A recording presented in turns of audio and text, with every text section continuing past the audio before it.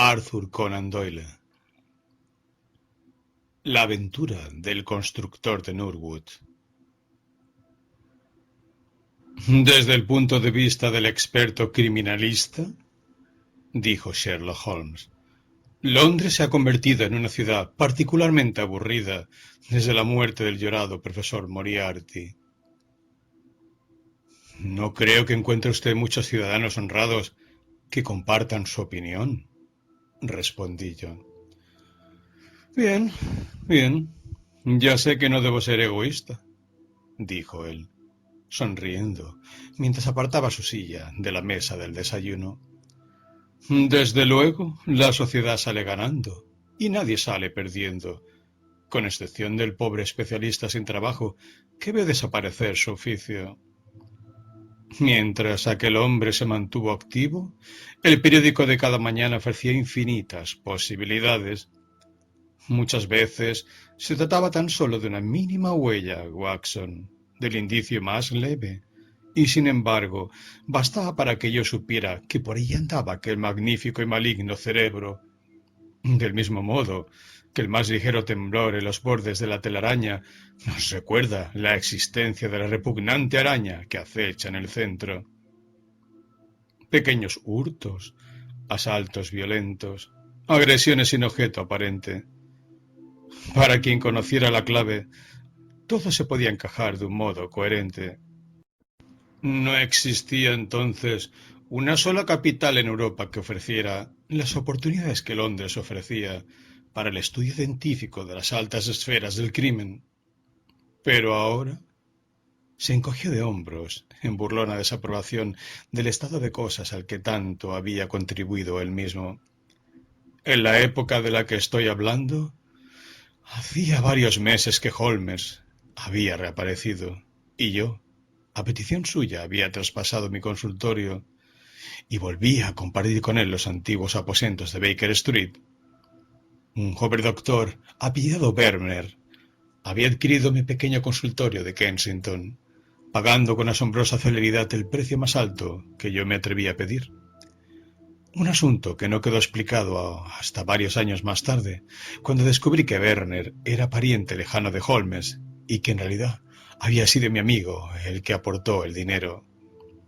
Nuestros meses de asociación no habían sido tan anodinos como Holmes afirmaba, ya que, revisando mis notas, veo que este período incluye el caso de los documentos del expresidente Murillo y también el escandaloso asunto del vapor holandés Friesland, que estuvo a punto de costarnos la vida a los dos.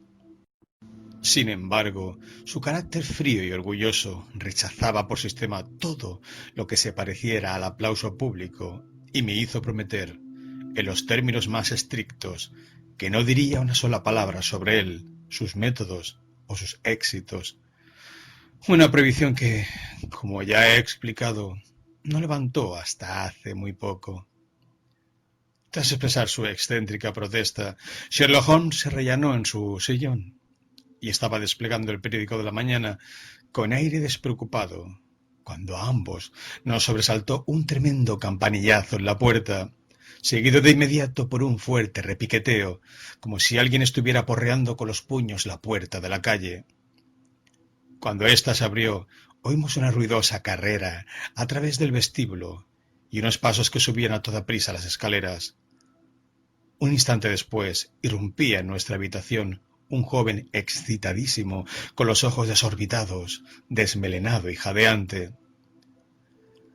Nos miró primero al uno y luego al otro, y al advertir nuestras miradas inquisitivas, cayó en la cuenta de que debía ofrecer algún tipo de excusas por su desaforada entrada.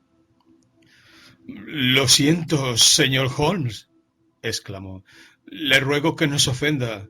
Estoy a punto de volverme loco.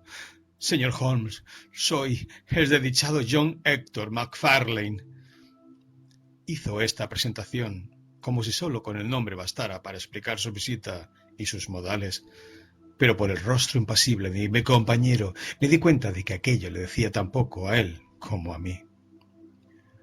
«Tome un cigarrillo, señor MacFarlane», dijo Holmes, empujando su pitillera hacia él. «Estoy seguro de que, a la vista de sus síntomas, mi amigo el doctor Watson le recomendaría un sedante. Ha hecho tanto calor estos últimos días. Ahora, si se siente usted más tranquilo, le agradecería que tomara asiento en esa silla y nos contara muy despacio y con mucha calma quién es usted y qué desea. Ha pronunciado usted su nombre como si yo tuviera necesariamente que conocerlo, pero le aseguro que, aparte de los hechos evidentes de que es usted soltero, procurador, masón y asmático, no sé nada en absoluto de usted. Habituado como estaba a los métodos de mi amigo, no me resultó difícil seguir sus deducciones y observar el atuendo descuidado, el legajo de documentos legales, el amuleto del reloj y la respiración jadeante en que se había basado. Sin embargo, nuestro cliente se quedó boquiabierto. Sí, señor Holmes, soy todas esas cosas, pero además soy el hombre más desgraciado que existe ahora mismo en Londres. Por amor de Dios, no me abandone, señor Holmes. Si vienen a detenerme antes de que haya terminado de contar mi historia, haga que me dejen tiempo de explicarle toda la verdad. Iría contento a la cárcel sabiendo que usted trabaja para mí desde fuera. ¿Detenerlo? Exclamó Holmes. Caramba, qué qué interesante. ¿Y bajo qué acusación espera que lo detengan? Acusado de asesinar al señor Jonas Craig de Lower Norwood. El expresivo rostro de mi compañero dio muestras de simpatía que, mucho me temo, no estaba exenta de satisfacción. Vaya por Dios, dijo, y yo que hace un momento, durante el desayuno, le decía a mi amigo el doctor Watson que ya no aparecen casos sensacionales en los periódicos. Nuestro visitante extendió una mano temblorosa y recogió el Daily Telegraph, que aún reposaba sobre las rodillas de Holmes. Si lo hubiese leído, señor, habría sabido a primera vista qué es lo que me ha traído a su casa esta mañana. Tengo la sensación de que mi nombre y mi desgracia son la comidilla del día. Desdobló el periódico para enseñaros las páginas centrales. Aquí está. Y con su permiso, se lo voy a leer. Escuche esto, señor Holmes. Los titulares dicen: Misterio en Lower Norwood. Desaparece un conocido constructor. Sospechas de asesinato e incendio provocado. Se sigue la pista del criminal. Esta es la pista que están siguiendo, señor Holmes, y sé que conduce de manera infalible hacia mí. Me han seguido desde la estación del puente de Londres y estoy convencido de que solo esperan que llegue el mandamiento judicial para detenerme. Esto le romperá el corazón a mi madre.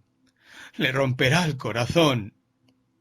Se retorció las manos, presa de angustiosos temores, y comenzó a oscilar en su asiento, hacia adelante y hacia atrás. Examiné con interés a aquel hombre, acusado de haber cometido un crimen violento. Era rubio y poseía un cierto atractivo, aunque fuera más bien del tipo enfermizo. Tenía los ojos azules y asustados, el rostro bien afeitado y la boca de una persona débil y sensible. Podría tener unos 22 años. Su vestimenta y su porte eran los de un caballero. Del bolsillo de su abrigo, de entretiempo, sobresalía un manojo de documentos sellados que delataban su profesión. Aprovecharemos el tiempo lo mejor que podamos, dijo Holmes. Watson, ¿sería usted tan amable de coger el periódico y leerme el párrafo en cuestión? Bajo los sonoros titulares que nuestro cliente había citado, leí el siguiente sugestivo relato. A última hora de la noche pasada, o a primera hora de esta mañana, se ha producido en Lower Norwood un incidente que induce a sospechar un grave crimen cometido en la persona del señor Jonas Craig, conocido residente de este distrito, donde llevaba muchos años al frente de su negocio de construcción. El señor Craig era soltero, de 52 años, y residía en Deep Dean House, en el extremo más próximo a Sydenham de la calle del mismo nombre. Tenía fama de hombre excéntrico, reservado y retraído. Llevaba algunos años prácticamente retirado de sus negocios, con los cuales se dice que había amasado una considerable fortuna. No obstante, todavía existe un pequeño almacén de madera en la parte de atrás de su casa, y esta noche, a eso de las 12, se recibió el aviso de que una de las pilas de madera estaba ardiendo.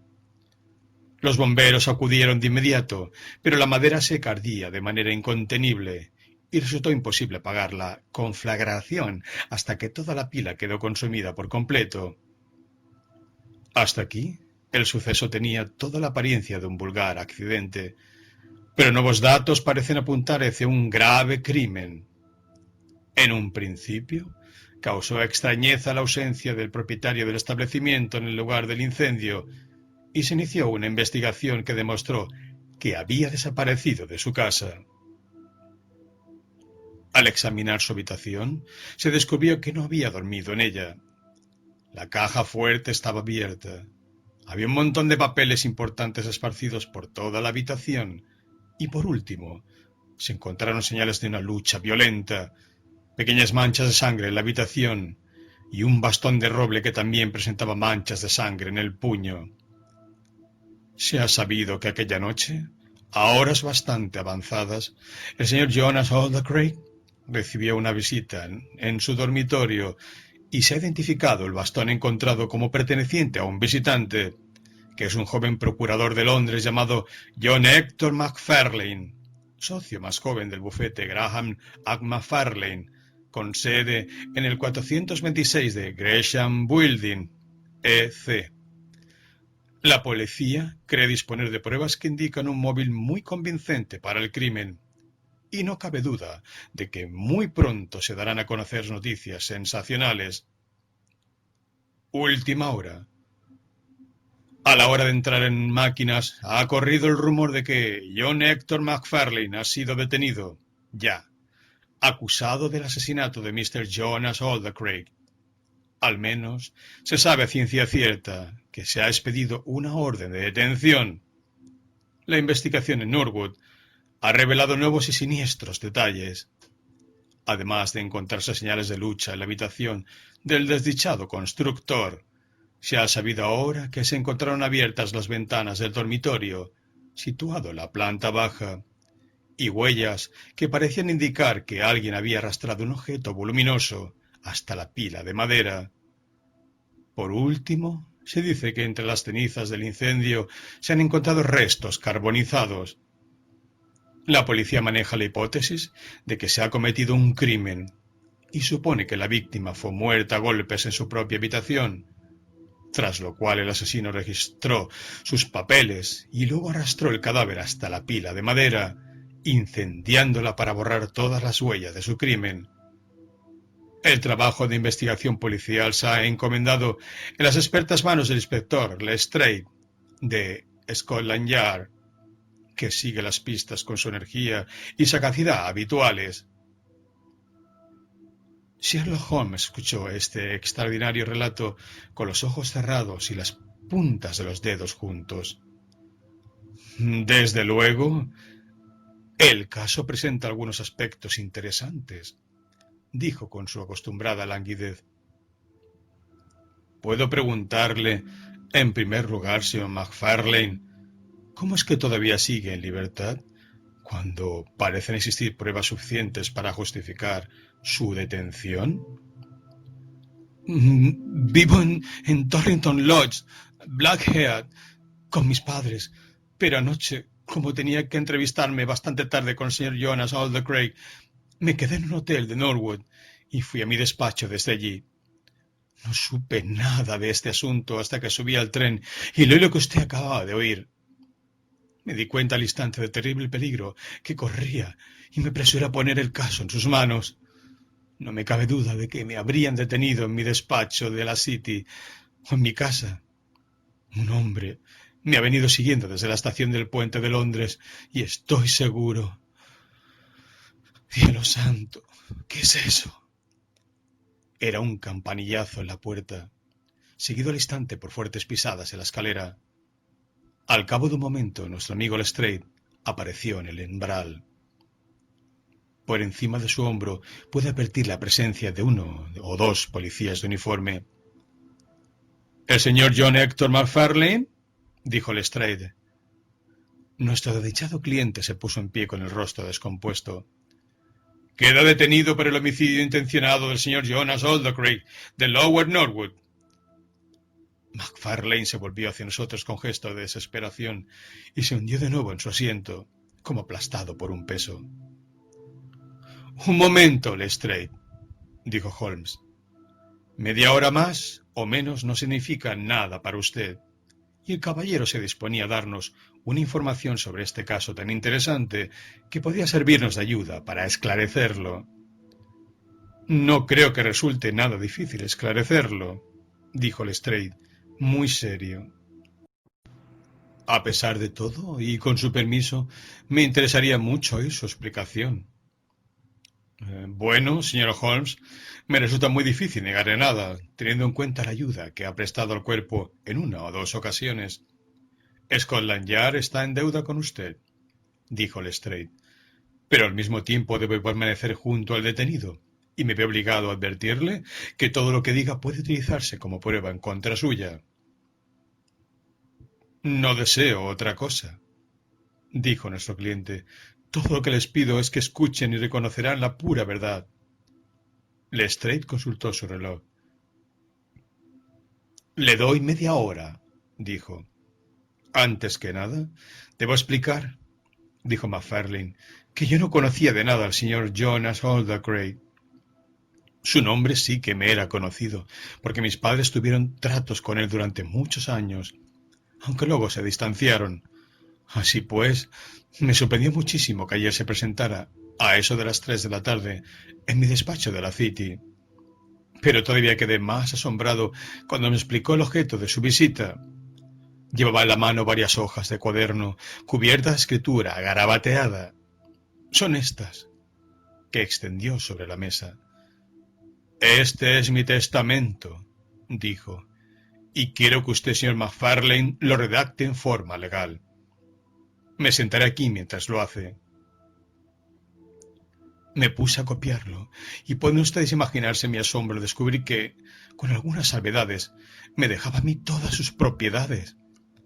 Era un hombrecillo extraño, con aspecto de hurón y pestañas blancas, y cuando alcé la vista para mirarlo, encontré sus ojos grandes y penetrantes clavados en mí con una expresión divertida. Al leer los términos del testamento, no di crédito a mis ojos, pero él me explicó que era soltero, que apenas le quedaban parientes vivos, que había conocido a mis padres cuando era joven y que siempre había oído decir que yo era un joven de muchos méritos, por lo que estaba seguro de que su dinero quedaría en buenas manos. Por supuesto, no pude hacer otra cosa que balbucir algunos agradecimientos.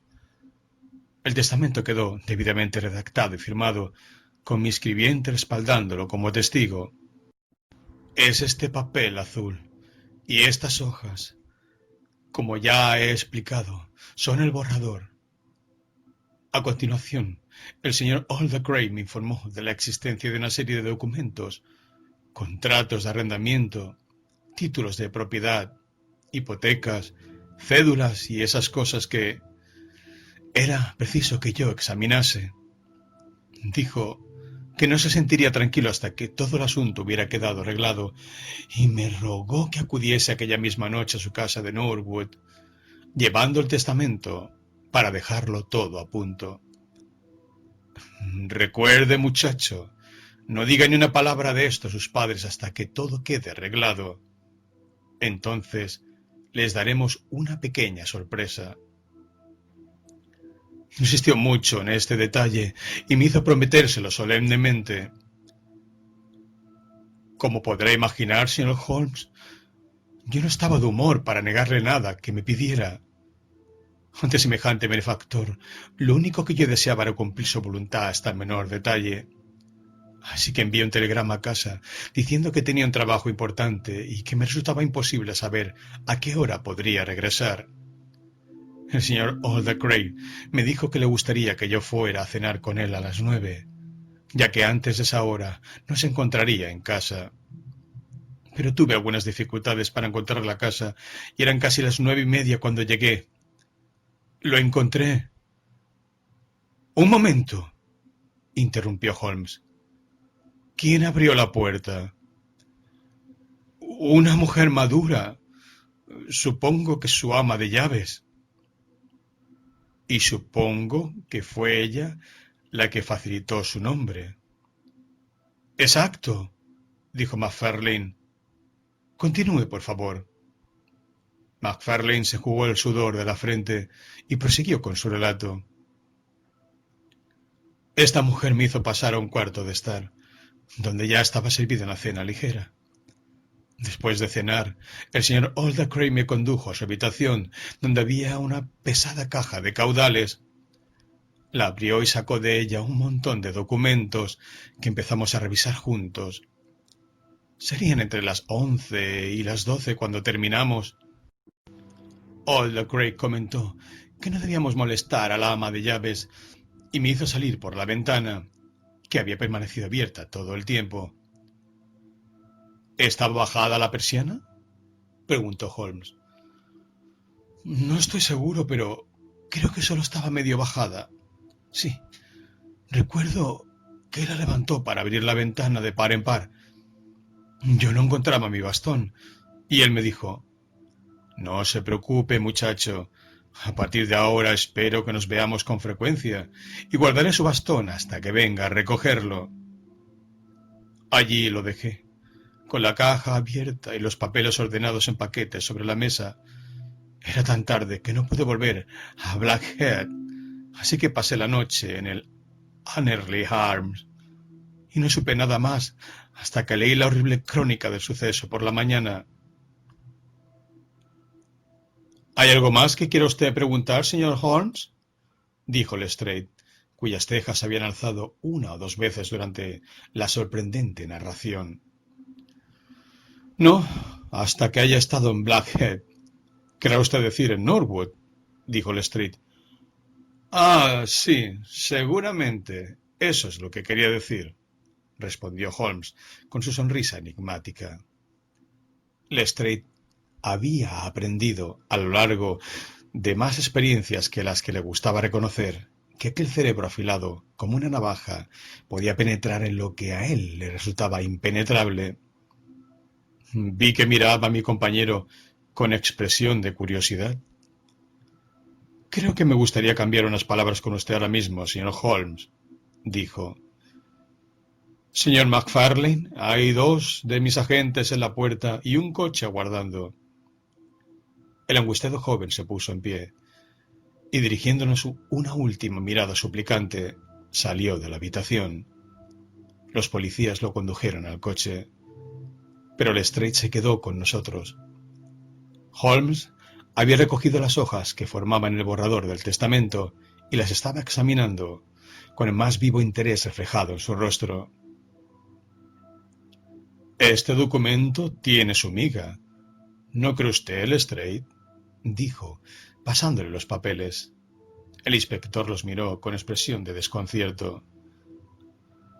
Las primeras líneas se leen bien, y también estas del centro de la segunda página, y 1 o 2 al final, tan claro como si fuera letra de imprenta, dijo, pero entre medias está muy mal escrito, y hay 3 partes donde no se entiende nada.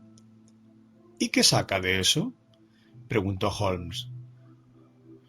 Bueno, ¿qué saca usted? Que se escribió en un tren. La buena letra corresponde a las estaciones, la mala letra al tren en movimiento y la malísima al paso de los cambios de agujas. Un experto científico dictaminaría en el acto que se escribió en una línea suburbana, ya que solo en las proximidades de una gran ciudad puede haber una sucesión tan rápida de cambios de aguja.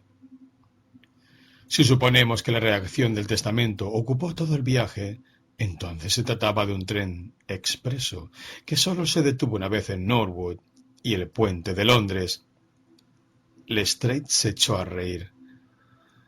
Me abruma usted cuando empieza con sus teorías, señor Holmes, dijo.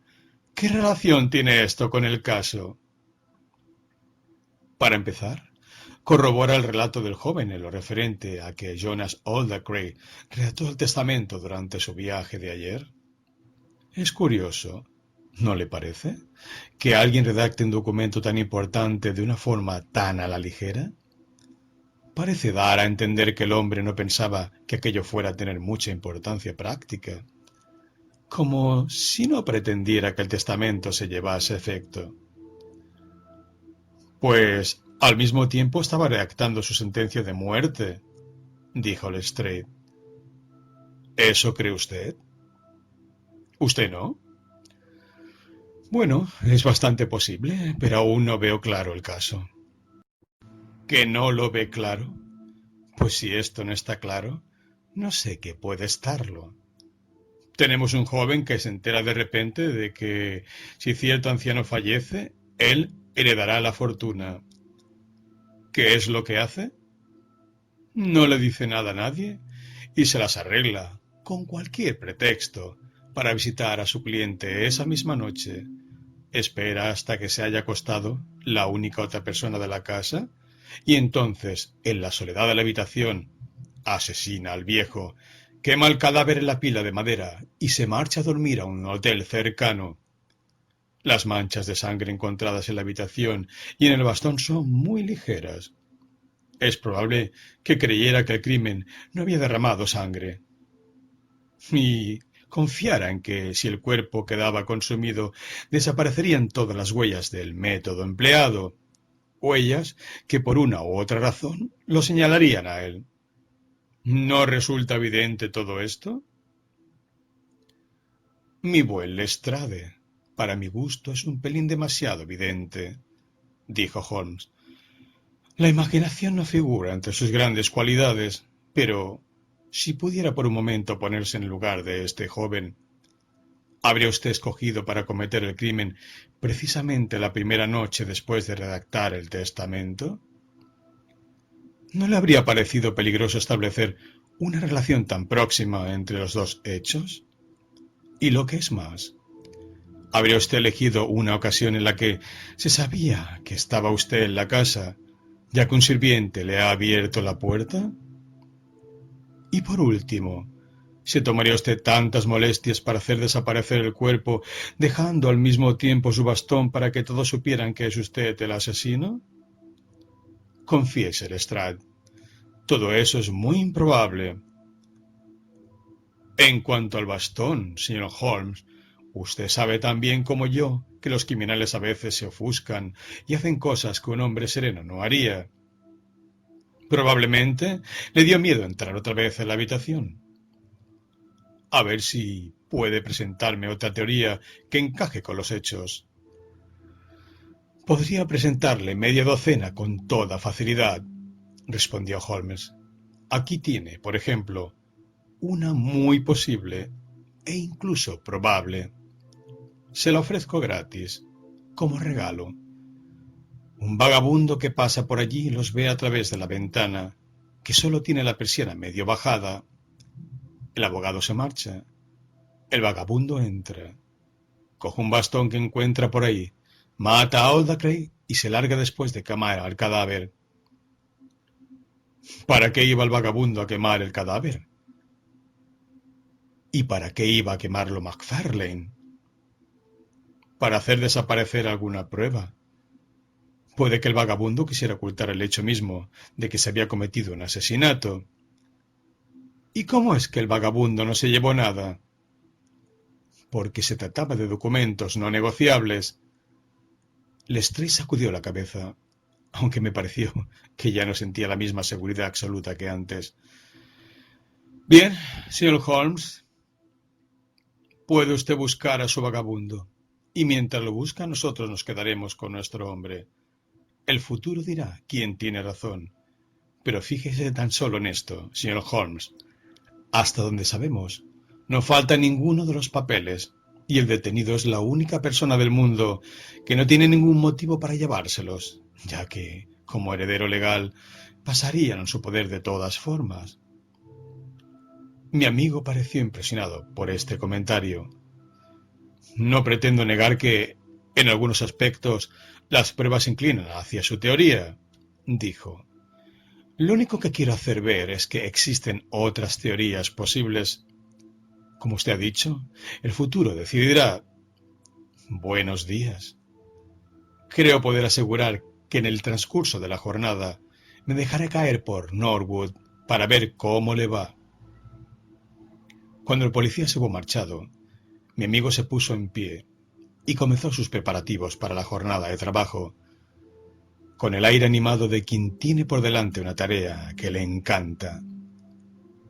¿Mi primer movimiento, Watson?, dijo mientras se enfundaba en su levita, será, como ya he dicho, en dirección a Blackhead. ¿Y por qué no a Norwood? Porque en este caso tenemos un suceso muy curioso que viene pisándole los talones a otro suceso igualmente curioso.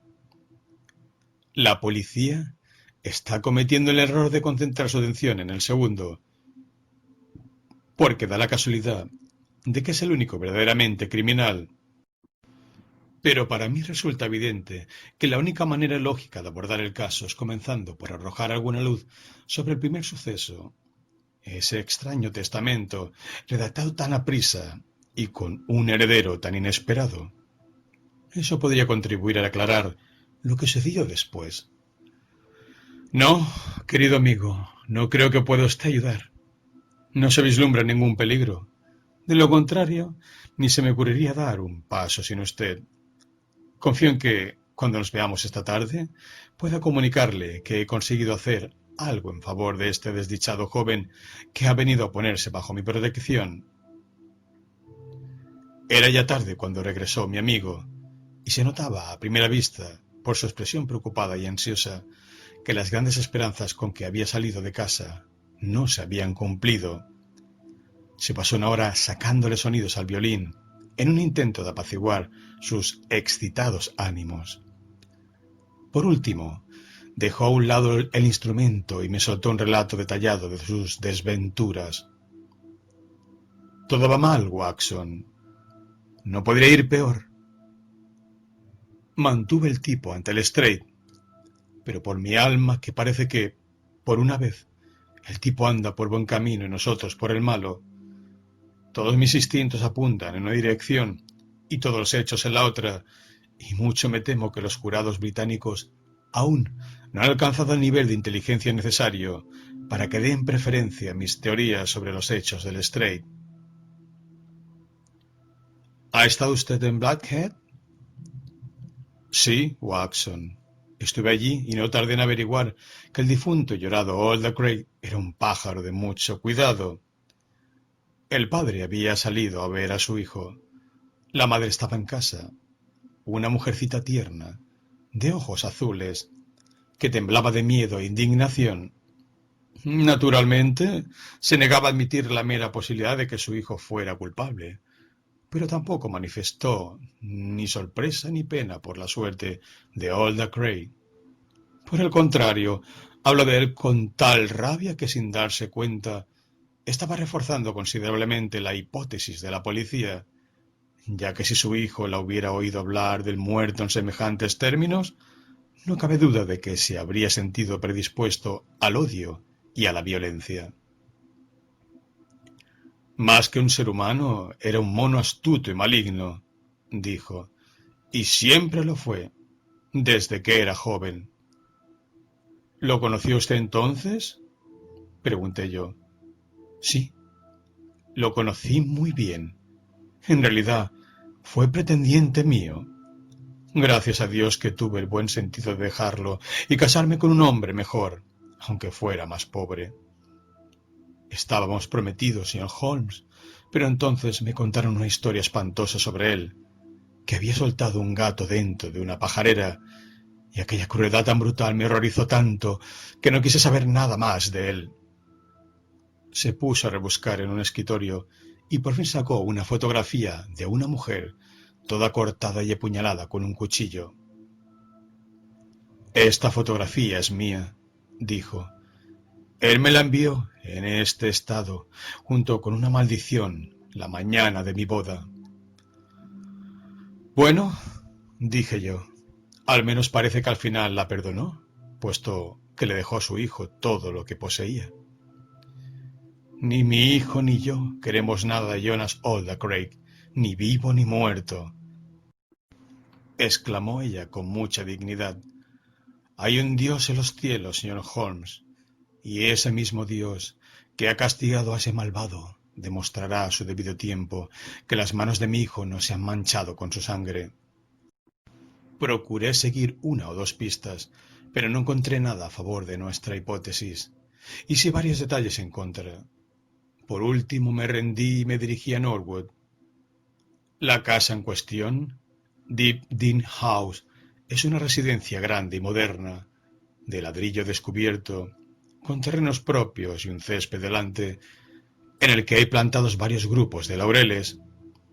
A la derecha y a cierta distancia de la carretera se encuentra el almacén de madera donde se produjo el incendio. Aquí tiene un plano aproximado en esta hoja de mi cuaderno. Esta ventana de la izquierda es la de la habitación de Craig. Como puede ver, la habitación se ve perfectamente desde la carretera. Es el único detalle consolador que he obtenido en todo el día. Lestrade no estaba allí, pero un cabo de la policía me hizo los honores. Acababan de hacer un gran descubrimiento. Se habían pasado la mañana hurgando entre las cenizas de madera quemada y además de los restos orgánicos carbonizados que ya tenían, encontraron varios discos metálicos desconocidos. Lo examiné con atención y no cabía la menor duda de que se trataba de botones de pantalón. Hasta se distinguía en uno de ellos la marca Hyams, que es el nombre del sastre de Craig. A continuación, examiné minuciosamente el césped, en busca de rastros y huellas, pero esta sequía lo ha dejado todo duro como el hierro. No se veía nada, exceptuando que un cuerpo o un bulto grande había sido arrastrado a través de un seto bajo de aligustre que hay delante de la pila de madera. Todo esto, por supuesto, concuerda con la teoría oficial. Me arrastré por el césped bajo el sol de agosto, pero al cabo de una hora tuve que levantarme, sin haber sacado nada en limpio. Después de este fracaso, pasé al dormitorio y lo inspeccioné también. Las manchas de sangre eran muy ligeras, meras gotitas borrosas, pero recientes sin lugar a dudas. Se habían llevado el bastón, pero sabemos que también en él las manchas eran pequeñas. No hay duda de que el bastón pertenece a nuestro cliente. Él mismo lo reconoce. En la alfombra se advertían las pisadas de los dos hombres, pero no había ni rastro de una tercera persona. Otra baza para la parte contraria. Ellos no paran de notarse tantos y nosotros seguimos parados. Solo vislumbré una chispita de esperanza, y aún así se quedó en nada. Examiné el contenido de la caja fuerte, que estaba casi todo sacado y colocado sobre la mesa. Los papeles se habían distribuido en sobres lacrados, uno o dos de los cuales habían sido abiertos por la policía. Por lo que pude apreciar, no tenían mucho valor, y tampoco la cuenta bancaria indicaba que el señor Craig se encontraba en una situación muy boyante. Sin embargo, me dio la impresión de que allí faltaban documentos. Encontré alusiones a ciertas escrituras, posiblemente las más valiosas, que no aparecían por ninguna parte. Naturalmente, si pudiéramos demostrar esto, volveríamos el argumento del Lestrade en contra suya, porque ¿quién iba a robar una cosa que sabe que no tardará en heredar? Por último, tras husmear por todas partes, sin llegar a olfatear nada, probé suerte con el ama de llaves, la señora Lexington, una mujer pequeña, morena y callada, de ojos recelosos y mirada torva. Si quisiera, podría decirnos algo. Estoy convencido de ello, pero se cerró como una tumba. Sí, había abierto la puerta al señor MacFarlane a las 9:30. Ojalá se le hubiera secado la mano antes de hacerlo. Se había ido a la cama a las 10:30. Su habitación está al otro extremo de la casa y no oyó nada de lo que ocurría. El señor MacFarlane había dejado en el vestíbulo su sombrero y, según creía recordar, también su bastón. Se había despertado al oír la alarma de incendio. Era indudable que su pobre y querido señor había sido asesinado. ¿Tenía Aldacreid algún enemigo? Bueno, todo el mundo tiene algún enemigo, pero el señor Aldacreid solo se ocupaba de sus asuntos y no se trataba con nadie más que por cuestiones de negocios. Había visto los botones y estaba segura de que pertenecían a la ropa que Aldacreid llevaba puesta aquella noche. La madera estaba muy seca, porque llevaba un mes sin llover. Ardió como la estopa, y cuando ella llegó al almacén no se veían más que llamas. Tanto ella como los bomberos habían notado el olor a carne quemada. No sabía nada de los documentos, ni de los asuntos privados del señor Aldacreid. Y aquí tiene, querido Watson, el informe completo de mi fracaso. Y sin embargo... Apretó sus huesudas manos en un paroxismo de convicción. Yo sé que todo es un error. Lo siento en los huesos. Hay algo que no ha salido a la luz, y esa ama de llaves está enterada de ello. Había en sus ojos una especie de desafío rencoroso que siempre acompaña al sentimiento de culpa. Sin embargo, de nada sirve seguir hablando de ello, Watson. Como no tengamos un golpe de suerte, mucho me temo que el caso de la desaparición de Norwood no figurará en esta futura crónica de nuestros éxitos que el paciente público tendrá que soportar tarde o temprano. Supongo, dije yo, que el aspecto del joven influirá favorablemente en cualquier jurado. Este argumento es muy peligroso, querido Watson. Acuérdese de Bear Stevens, aquel terrible asesino que pretendió que le sacásemos de apuros en el 87. ¿Ha conocido algún hombre de modales tan suaves, tan de catequesis como aquel? Es cierto. A menos que consigamos establecer una hipótesis alternativa, nuestro hombre está perdido. Resulta difícil encontrar un punto flaco en la acusación que ahora mismo puede presentarse contra él. Y todas las investigaciones realizadas han servido para reforzarla. Por cierto, existe un detalle curioso en esos papeles que quizá podría servirnos de punto de partida para nuestras pesquisas.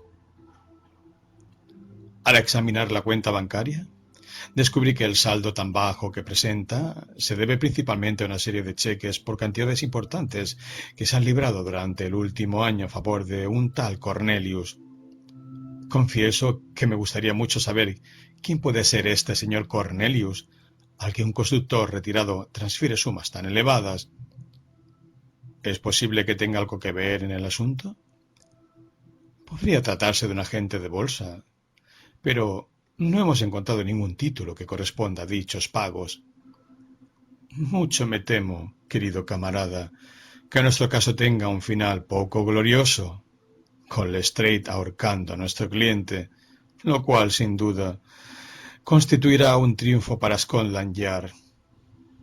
Ignoro si Sherlock Holmes llegó a dormir o algo aquella noche, pero cuando bajé a desayunar me lo encontré, pálido e inquieto, con sus brillantes ojos, aún más brillantes a causa de las oscuras ojeras que lo rodeaban. Alrededor de su silla, la alfombra estaba cubierta de colillas y de las primeras ediciones de los periódicos de la mañana. Sobre la mesa había un telegrama abierto. ¿Qué le parece esto, Watson?, preguntó, extendiéndomelo. Venía de Norwood y decía lo siguiente: nuevas e importantes pruebas. Culpabilidad de MacFarlane demostrada definitivamente.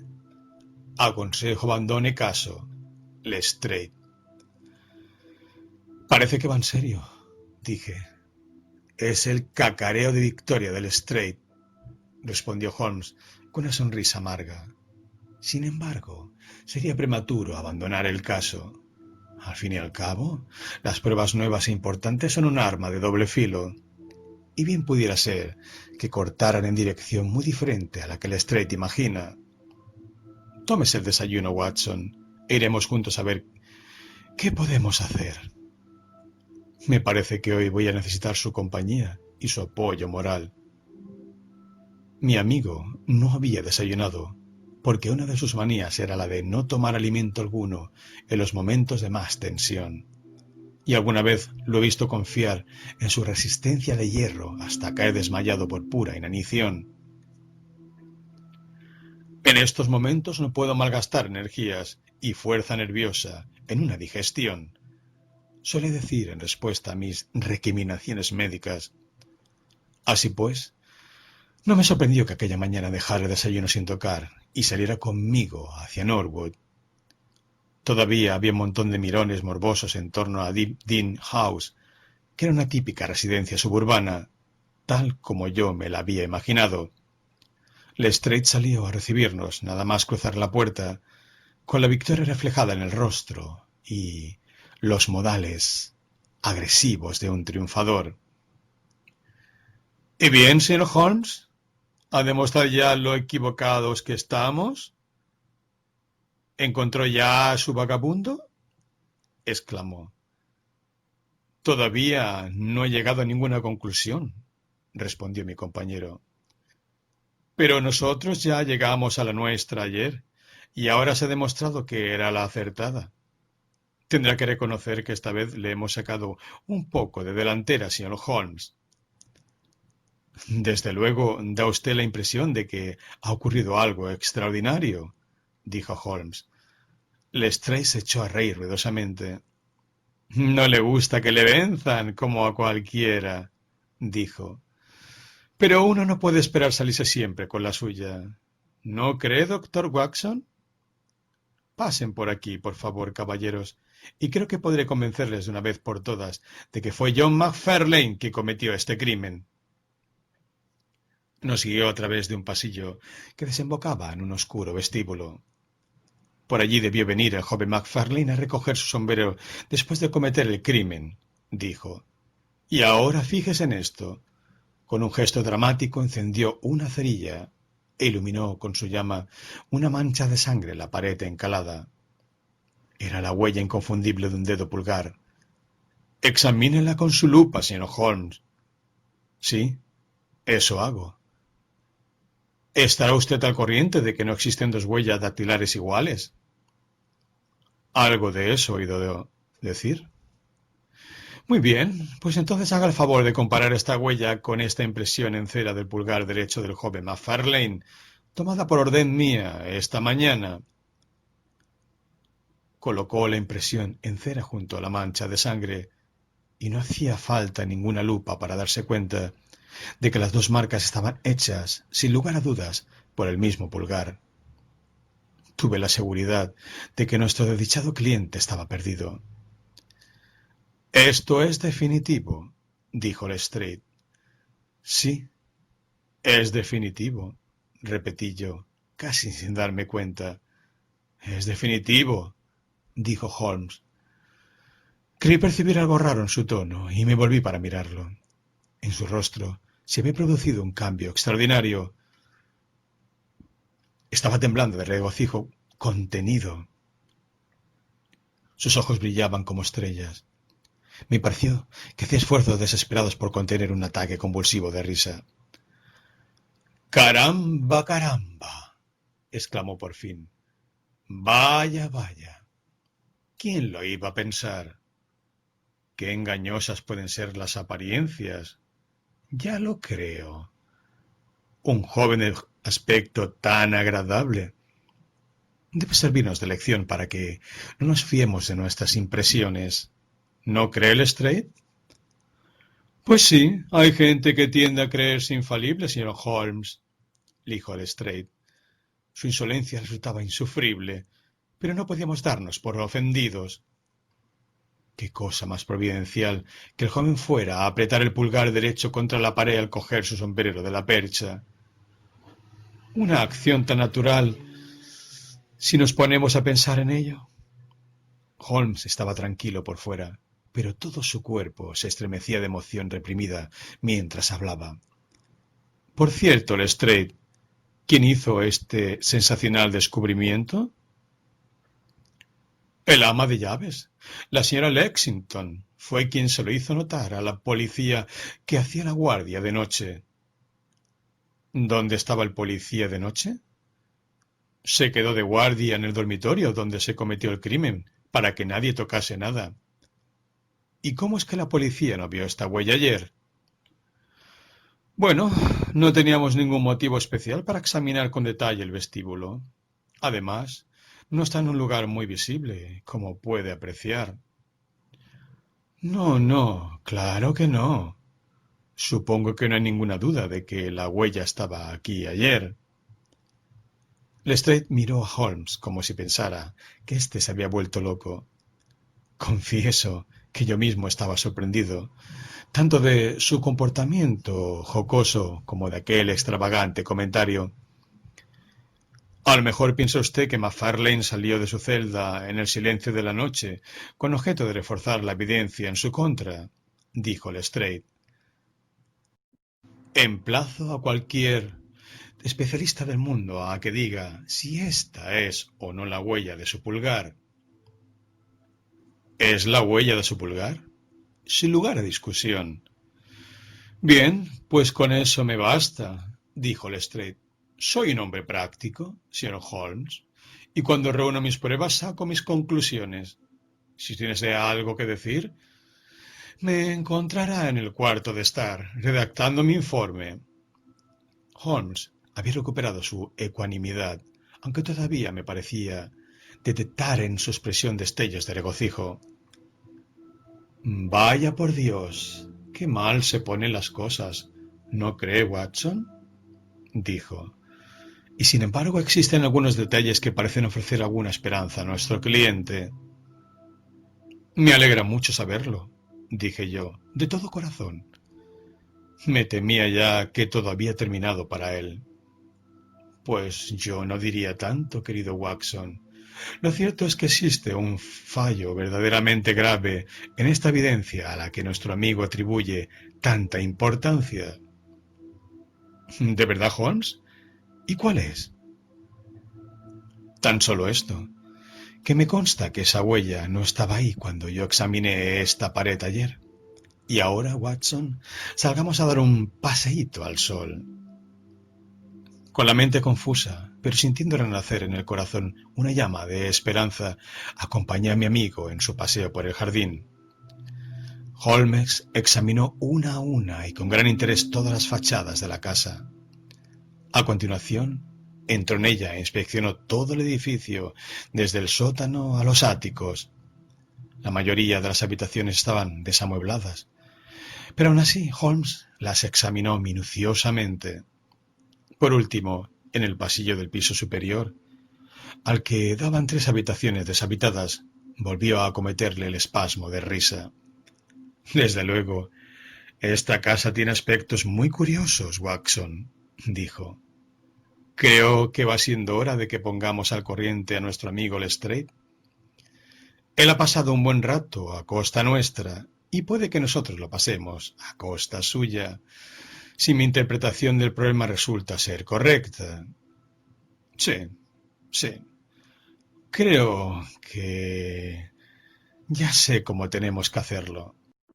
El inspector de Scotland Yard estaba aún escribiendo en la salita cuando llegó Holmes a interrumpirle. Tengo entendido que está usted redactando un informe sobre este caso, dijo. Así es. ¿No le parece que quizás sea un poco prematuro? No puedo dejar de pensar que sus pruebas no son concluyentes, Lestrade. Conocía demasiado bien a mi amigo para no hacer caso de sus palabras. Dejó la pluma y le miró con gesto de curiosidad. ¿Qué quiere usted decir, señor Holmes? Solo que hay un testigo muy importante al que usted todavía no ha visto. ¿Puede usted presentármelo? Creo que sí. Pues hágalo. Haré lo que pueda. ¿Cuántos policías tiene usted aquí? Hay 3 al alcance de mi voz. Excelente, dijo Holmes. ¿Puedo preguntar si son todos hombres grandes y fuertes, con voces potentes? Estoy seguro de que sí, aunque no sé qué tienen que ver sus voces con esto. Tal vez yo pueda ayudarle a comprender eso. Y 1 o 2 cosillas más, dijo Holmes. haga el favor de llamar a sus hombres y lo intentaré. 5 minutos más tarde, los 3 policías estaban reunidos en el vestíbulo. En el cobertizo de fuera encontrarán una considerable cantidad de paja, dijo Holmes. Les ruego que traigan un par de brazadas. Creo que resultarán de suma utilidad para convocar al testigo que necesitamos. Muchas gracias, Watson. Creo que lleva usted cerillas en el bolsillo. Y ahora, señor Lestrade, le ruego que me acompañe al piso de arriba. Como ya he dicho, en aquel piso había un amplio pasillo al que daban 3 habitaciones vacías. Sherlock Holmes nos condujo hasta un extremo de dicho pasillo. Los policías sonreían y Lestrade miraba a mi amigo con una expresión en la que se alternaban el asombro, la impaciencia y la burla. Holmes se planteó ante nosotros con el aire de un mago que se dispone a ejecutar un truco. ¿Haría el favor de enviar a uno de sus agentes a por 2 cubos de agua? Pongan la paja aquí en el suelo, separada de las paredes. Bien, creo que está todo listo. La cara de Lestrade había empezado a ponerse roja de irritación. ¿Es que pretende jugar con nosotros, señor Sherlock Holmes? Dijo. Si sabe algo, podría decirlo sin tanta payasada. Le aseguro, mi buen Lestrade, que tengo excelentes razones para todo lo que hago. Tal vez recuerde usted el pequeño pitorreo que se corrió a costa mía cuando el sol parecía dar en su lado de la valla. Así que no debe reprocharme ahora que yo le eche un poco de pompa y ceremonia. ¿Quiere hacer el favor, Watson, de abrir la ventana y luego aplicar una cerilla al borde de la paja? Hice lo que me pedía y pronto se levantó una columna de humo gris que la corriente hizo girar a lo largo del pasillo mientras la paja seca ardía y crepitaba. Ahora veamos si logramos encontrar a su testigo, Lestrade. Hagan todos el favor de gritar ¡Fuego! Vamos, allá. 1, 2, 3. ¡Fuego! Gritamos todos a coro. Gracias. Por favor, otra vez. ¡Fuego! Solo una vez más, caballeros, todos a una. ¡Fuego! El grito debió resonar en todo Norwood. Apenas habían extinguido sus ecos cuando sucedió algo asombroso. De pronto se abrió una puerta en lo que parecía ser una pared maciza al extremo del pasillo, y un hombrecillo arrugado salió corriendo por ella como un conejo de su madriguera. «Perfecto», dijo Holmes muy tranquilo. «Watson, eche un cubo de agua sobre la paja. Con eso bastará». Lestrade, permita que le presente al testigo fundamental que le faltaba, el señor Jonas Aldergrey. El inspector miraba al recién llegado, mudo de asombro. Este, a su vez, parpadeaba a causa de la fuerte luz del pasillo y nos miraba a nosotros y al fuego a punto de apagarse. Tiene una cara repugnante, astuta, cruel, maligna, con ojos grises e inquietos y pestañas blancas. «¿Qué significa esto?», dijo por fin Lestrade. «¿Qué ha estado usted haciendo todo este tiempo, eh?» Aldergrey dejó escapar una risita nerviosa, retrocediendo ante el rostro furioso y enrojecido e indignado policía. «No he causado ningún daño». ¿Que no ha causado daño? Ha hecho todo lo que ha podido para que ahorquen a un inocente. Y de no ser por este caballero, no estoy seguro de que no lo hubiera conseguido.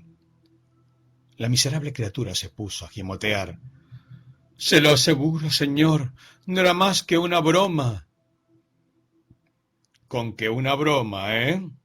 Pues le prometo que no será usted quien se ría. Llévenselo abajo y ténganlo en la salita hasta que yo llegue». «Señor Holmes», continuó cuando los demás se hubieron ido, «no podía hablar delante de los agentes, pero no me importa decir en presencia del doctor Watson, que esto ha sido lo más brillante que ha hecho usted en su vida, aunque para mí sea un misterio cómo lo ha logrado. Ha salvado la vida de un inocente y ha evitado un escándalo gravísimo que había arruinado mi reputación en el cuerpo. Holmes sonrió y palmeó a Lestrade en el hombro. En lugar de verla arruinada, amigo mío, va usted a ver enormemente acrecentada su reputación. Basta con que introduzca unos ligeros cambios en ese informe que estaba redactando y todos comprenderán lo difícil que es pegársela al inspector Lestrade. ¿No desea usted que aparezca su nombre? De ningún modo. El trabajo lleva consigo su propia recompensa. Quizá yo también reciba algún crédito en un día lejano, cuando permita que mi leal historiador vuelva a emborronar cuartillas. Watson? Y ahora, veamos cómo era el escondrijo de esa rata. A 1 o 2 metros del extremo del pasillo se había levantado un tabique de listones y yeso, con una puerta hábilmente disimulada. El interior recibía la luz a través de ranuras abiertas bajo los aleros. Dentro del escondrijo había unos pocos muebles, provisiones de comida y agua y una buena cantidad de libros y documentos. «Estas son las ventajas de ser constructor», dijo Holmes al salir. «Uno puede arreglarse un escondite sin necesidad de ningún cómplice, exceptuando, por supuesto, a esa alhaja de ama de llaves a la que yo metería también al saco, sin pérdida de tiempo, Lestrade. Seguiré su consejo, pero ¿cómo descubrió usted este lugar, señor Holmes?» Llegué a la conclusión de que el tipo estaba escondido en la casa, y cuando medí este pasillo, contando los pasos, y descubrí que era 2 metros más corto que el del piso de abajo, me resultó evidente dónde se encontraba. Pensé que le faltarían agallas para quedarse quieto al oír la alarma de fuego. Naturalmente podríamos haber irrumpido por las buenas y detenerlo, pero me parecía divertida la idea de hacer que se descubriera él mismo. Y además, Lestrade, le debía a usted una pequeña mascarada por sus chuflas de esta mañana. Pues la verdad, señor, ahora hemos quedado en paz. Pero, ¿cómo demonios sabía que ese individuo estaba en la casa? La huella del pulgar, Lestrade. Usted mismo dijo que era definitiva. Y ya lo creo que lo era, aunque en otro sentido. Yo sabía que el día anterior no estaba ahí. Presto mucha atención a los detalles, como quizá haya observado, y había examinado la pared. Me constaba que el día anterior estaba limpia. Por tanto, la huella se había dejado durante la noche. Pero, ¿cómo? Muy sencillo. Cuando estuvieron lacrando estos paquetes, Jonas Oldacre hizo que Macfarlane sujetara uno de los sellos colocando el dedo pulgar sobre el lacre aún caliente. Debió de suceder de manera tan rápida y natural que me atrevería a decir que el joven ni se dio cuenta. Lo más probable es que ocurriera como le digo, y que ni el mismo Oldacre pensara en sacarle partido. Pero luego, mientras le daba vueltas al asunto en esa madriguera suya, se le debió ocurrir de pronto que la huella del pulgar podía servirle para aportar una prueba absolutamente condenatoria contra Macfarlane. Era la cosa más fácil del mundo sacar una impresión en cera del sello, humedecerla con la sangre que saliera de un pinchazo y aplicar la marca a la pared durante la noche, bien por su propia mano, bien por la de su ama de llaves. Si examina estos documentos que se llevó a su refugio, le apuesto lo que quiera a que encuentre el sello con la huella del pulgar. ¡Maravilloso!, exclamó Lestrade. ¡Maravilloso! Tal como usted lo expone, está claro como el agua. Pero, ¿qué objeto tenía este siniestro engaño, señor Holmes? Resultaba divertidísimo ver cómo los modales presuntuosos del inspector se habían transformado de pronto en los de un niño que hace preguntas a su maestro. Bueno, no creo que sea difícil de explicar. Ese caballero que nos aguarda abajo es una persona de lo más astuta, maligna y vengativa. ¿Sabía usted que la madre de Macfarlane lo rechazó hace tiempo? Claro que no. Ya le dije que primero había de ir a Blackheath y luego a Norwood. Pues bien, aquel insulto, que es como él lo consideraba, quedó enquistado en su mente malvada y calculadora. Toda su vida ha anhelado vengarse, pero nunca se le presentó la oportunidad. Durante los últimos años las cosas no le han ido bien. Especulaciones secretas, supongo, y se encontraba en situación apurada. Entonces decidió defraudar a sus acreedores y para ello pagó fuertes cantidades a un tal señor Cornelius, que sospecho que es el mismo, con otro nombre. Aún no he seguido la pista de estos cheques, pero estoy seguro de que el propio Old Gray los cobró en algún pueblo de provincias donde de cuando en cuando lleva una doble vida. Se proponía cambiar definitivamente de nombre, recoger el dinero y desaparecer para iniciar una nueva vida en otra parte. Parece bastante verosímil. Debió ocurrírsele que, desapareciendo, se libraba para siempre de sus acreedores y al mismo tiempo podría disfrutar de una cumplida y demoledora venganza contra su antigua novia, si conseguía dar la impresión de que el hijo de ésta lo había asesinado. Como Canallada era una obra maestra y la ha llevado a cabo como un auténtico maestro, la idea del testamento, que aportaría un móvil convincente para el crimen, la visita secreta sin que los padres lo supieran, el escamoteo del bastón, la sangre, los restos de animales y los botones encontrados entre las cenizas, todo ha sido admirable, pero le ha faltado el don supremo del artista, el de saber cuándo hay que pararse. Quiso mejorar lo que ya era perfecto, estrechar aún más el lazo en torno al cuello de su desgraciada víctima, y lo echó todo a perder. Bajemos, Lestrade. Hay una o dos preguntas que me gustaría hacerle a ese tipo. La maligna criatura estaba sentada en su propia sala, con un policía a cada lado. Era una broma, señor. Nada más que una broma, gemía sin cesar. Le aseguro, señor, que me escondí solo para ver qué efecto producía mi desaparición, y estoy seguro de que no cometerá usted la injusticia de imaginar que yo habría permitido que le ocurriese nada malo al pobre joven Macfarlane. Eso lo decidirá el jurado, dijo Lestrade. En cualquier caso, vamos a detenerlo bajo la acusación de conspiración, si es que no le acusamos de asesinato frustrado. Y es muy probable que se encuentre con que sus acreedores embarguen la cuenta bancaria del señor Cornelius, dijo Holmes.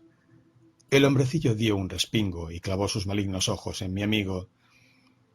Tengo mucho que agradecerle, dijo. Puede que algún día ajustemos cuentas. Holmes sonrió con aire indulgente. Me temo que durante unos cuantos años va a estar muy ocupado, dijo. Por cierto, ¿qué es lo que metió en una pila de madera junto a sus pantalones viejos? ¿Un perro muerto? ¿Conejos? ¿O qué? ¿No quiere decirlo? Vaya por Dios, qué poco amable es usted. En fin, me atrevería a decir que con un par de conejos bastarías para explicar la sangre y los restos calcinados. Si alguna vez escribe usted un pequeño relato de esto, Watson, puede apañarse con los conejos.